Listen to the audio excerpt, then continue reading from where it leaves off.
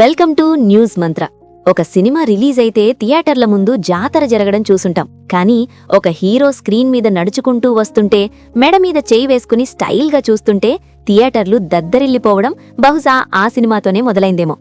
అసలు బాక్సాఫీస్ రికార్డులు బద్దలు కొట్టడం అంటే ఏంటో, యూత్ మొత్తం ఒక మనిషి యాటిట్యూడ్కి పిచ్చెక్కిపోవడం అంటే ఏంటో చూపించిన కల్ట్ క్లాసిక్ బద్రి. పవన్ కళ్యాణ్ అనే పేరు ఒక బ్రాండ్గా, పవర్ స్టార్ అనే బిరుదు ఒక ఎమోషన్గా మారడానికి పునాది వేసిన సినిమా ఇది. 2000 సంవత్సరం ఏప్రిల్లో థియేటర్లలోకి వచ్చిన ఈ సినిమా సృష్టించిన సునామీ అంతా ఇంత కాదు. నువ్వు నందా అయితే నేను బద్రి, బద్రీనాథ్ అని పవన్ చెప్పిన ఒక్క డైలాగ్ అప్పట్లో ఆంధ్రప్రదేశ్లోని ప్రతి కుర్రాడి నోట్లో నానుతూనే ఉండేది. అసలు ఈ బద్రీ ఫీవర్ ఎలా ఉండేది, ఆ రోజుల్లో ఈ సినిమా చేసిన బాక్సాఫీస్ ర్యాంపేజ్ ఏంటి, ఎవ్వరికీ తెలియని కొన్ని సీక్రెట్స్ ఏంటో ఈరోజు డీటెయిల్డ్గా మాట్లాడుకుందాం. ఈ సినిమా రిలీజ్కి ముందు పవన్ కళ్యాణ్ మార్కెట్ స్టేటస్ చూస్తే అసలు మైండ్ బ్లాక్ అవుతుంది. అప్పటికే సుస్వాగతం, తొలి ప్రేమ, తమ్ముడు లాంటి భారీ ఇండస్ట్రీ హిట్స్ కొట్టి ఊర మాస్ ఫామ్లో ఉన్నాడు పవన్. తమ్ముడు సినిమా అయితే యూత్లో ఒక సెన్సేషన్ క్రియేట్ చేసింది. అందరూ ఇప్పుడు పవన్ నెక్స్ట్ సినిమా ఏంటా అని ఈగర్గా వెయిట్ చేస్తున్న టైం. అలాంటి పీక్ స్టేజ్లో ఉన్న హీరో అసలంతకుముందు ఏ డైరెక్టర్ దగ్గర కనీసం అసిస్టెంట్ డైరెక్టర్గా కూడా పనిచెయ్యని ఒక కుర్రాడికి ఛాన్స్ ఇచ్చాడు అంటే ఎవరైనా నమ్ముతారా? అవును, ఆ కొత్త డైరెక్టర్ మరెవరో కాదు, మన daring and dashing director Puri Jagannadh. Pawan Kalyan లాంటి క్రేజ్ ఉన్న హీరో తన డెబ్యూ సినిమాకి ఛాన్స్ ఇవ్వడం పూరీ జగన్నాథ్ కెరీర్కి లైఫ్ అండ్ డెత్ ప్రాబ్లం లాంటిది. పవన్ కళ్యాణ్ కూడా తన హ్యాట్రిక్ హిట్ తర్వాత వస్తున్న సినిమా కావడంతో తన స్టార్డమ్ని నెక్స్ట్ లెవెల్కి తీసుకువెళ్లే ఒక సాలిడ్ సబ్జెక్ట్ కోసం చూస్తున్నాడు. సరిగ్గా ఆ టైంలో పూరీ జగన్నాథ్ వెళ్లి పవన్ కళ్యాణ్కి బద్రీ స్టోరీ నరేట్ చేయడం, ఆ యాటిట్యూడ్కి, క్యారెక్టరైజేషన్కి పవన్ వెంటనే కనెక్ట్ అవ్వడంతో సినిమా పట్టాలెక్కింది. ఈ సినిమా మేకింగ్ టైంలో జరిగిన కొన్ని విషయాలు తెలిస్తే నిజంగా గూస్ బంప్స్ వస్తాయి. పూరీ జగన్నాథ్కి ఎలాంటి డైరెక్షన్ ఎక్స్పీరియన్స్ లేదు, కానీ ఒక అద్భుతమైన స్టోరీ టెల్లర్. పవన్ కళ్యాణ్కి స్టోరీ చెప్పినప్పుడు ఎలాంటి తడబాటు లేకుండా, జంకు లేకుండా చాలా క్లియర్ కట్గా స్క్రిప్ట్ నరేట్ చేశాడు పూరీ. ఈ కాన్ఫిడెన్స్ చూసే పవన్ వెంటనే ఓకే చెప్పాడు. ఇక ఈ సినిమాలో పవన్ కళ్యాణ్ పలికిన ప్రతి డైలాగ్, తన బాడీ లాంగ్వేజ్ వెనక పూరీ విజన్ చాలా ఉంది.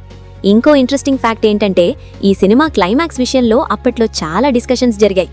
ఒక పెద్ద స్టార్ హీరో క్లైమాక్స్ మార్చమని సలహా ఇచ్చినా కూడా పూరీ జగన్నాథ్ తను అనుకున్న ఎండింగ్నే షూట్ చేసి ఒప్పించాడు. ఇక మ్యూజిక్ డైరెక్టర్ రమణ గోగుల గురించి ప్రత్యేకంగా చెప్పుకోవాలి. తమ్ముడు సినిమాతో పవన్కి ఎలాంటి బ్లాక్ బస్టర్ ఆల్బమ్ ఇచ్చాడో బద్రీకి కూడా అంతకు మించి మ్యాజిక్ చేశాడు. ఏ చికీతా, బ్యాంగ్ బ్యాంగ్ బ్యాంకాక్, వరమంటి మనసే లాంటి పాటలు రికార్డింగ్ టైంలోనే సూపర్ హిట్ అవుతాయని పవన్కి, పూరీకి అర్థమైపోయింది. ముఖ్యంగా Ramana Gogula voice Pawan Kalyan on screen ఎనర్జీకి పర్ఫెక్ట్గా సింక్ అయిపోయి థియేటర్లలో పూనకాలు తెప్పించింది.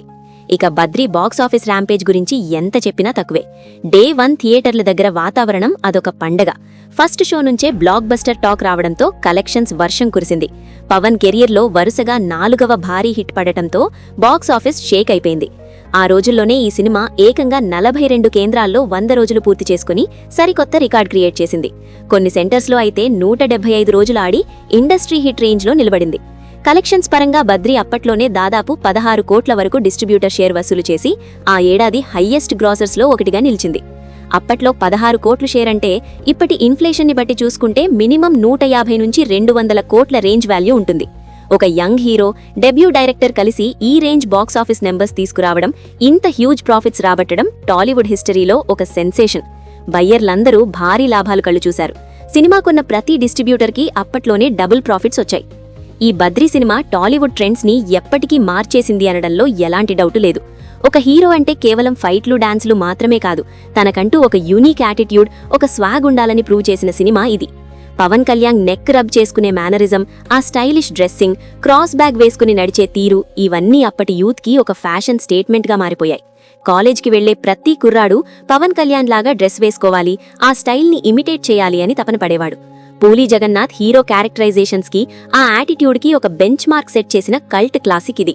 పవన్ కళ్యాణ్ కేవలం క్లాస్ ఆడియన్స్కే కాకుండా ఊర మాస్ ఆడియన్స్కి కూడా ఏ రేంజ్లో కనెక్ట్ అవ్వగలడో ఈ సినిమా నిరూపించింది. ప్రకాష్ రాజ్, పవన్ కళ్యాణ్ మధ్య వచ్చే కాన్ఫ్రంటేషన్ సీన్స్ టాలీవుడ్లో ఒక కొత్త ట్రెండ్ని సెట్ చేశాయి. ఈ సినిమా తర్వాతే పవన్ కళ్యాణ్ స్టార్డమ్ అనేది పవర్ స్టార్ రేంజ్కి వెళ్లిపోయింది. అక్కడి నుంచి ఆయన వెనక్కి తిరిగి చూసుకోలేదు. ఇలాంటి ఒక ఎపిక్ సినిమా గురించి మాట్లాడుకోవడం నిజంగా ఒక నాస్టాల్జిక్ ఫీలింగ్ ఇస్తుంది. మరి ఆ రోజుల మెమరీస్ని మళ్ళీ ఒకసారి గుర్తు చేసుకుంటే ఇప్పటికీ రోమాలు నిక్కబడుచుకుంటాయి. మరి ఈ మాస్ జాతరని, పవన్ కళ్యాణ్ యాటిట్యూడ్ని మీరు ఫస్ట్ టైం ఎక్కడ చూశారు, ఏ థియేటర్లో చూశారు అనేది ఖచ్చితంగా కామెంట్స్లో పంచుకోండి. అలాగే ఈ సినిమాలో నువ్వు నందా అయితే డైలాగ్ కాకుండా మీ ఫేవరెట్ డైలాగ్ లేదా మీకు బాగా నచ్చిన సీన్ ఏంటో కింద కామెంట్ సెక్షన్లో మెన్షన్ చేయండి. ఇలాంటి మరిన్ని interesting and unknown movie updates, box office records కోసం మన న్యూస్ మంత్ర ఛానల్ని వెంటనే లైక్ చేయండి, షేర్ చేయండి, సబ్స్క్రైబ్ చేసుకోవడం మాత్రం అస్సలు మర్చిపోకండి. See you in the next video.